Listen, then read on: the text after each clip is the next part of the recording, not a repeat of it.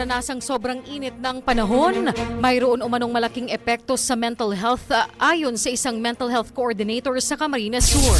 Brigada Kath Delgado, ibrigada mo! Brigada Live Report.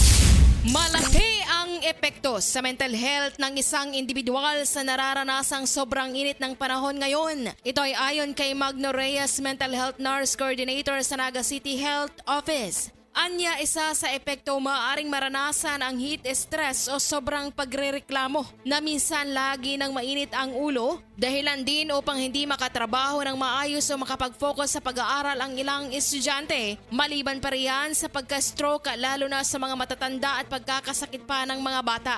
Katunayan, ilan sa mga barangay health worker pansamantalang tumigil sa pag-iikot dahil sa sobrang init ng panahon. Dagdag pa ng opisyal, tuloy ang pagbibigay ng medikasyon lalo na sa mga nakakaranas ng mental health problems sa lungsod, sabay ang pagpapaalala na mag-ingat sa mainit na panahon. Kaya ka makakatrabaho ng tultol, kaya ka makakakwela, tultol, dahil sa sobrang init. Pero then, depende po ang stresses mo, yaon. Kaysa nito matamamagiran. Ang trabaho, apektado po sa lahat ng empleyado, lalo sa mga yaon din ng kapatid. Kaya sa mga katrabaho ng tultol, dahil. In the heart of changing lives, ito si Brigada Kath Delgado ng 103.1 Brigada News FM Naga, The Music and News Authority. Siksik sa mga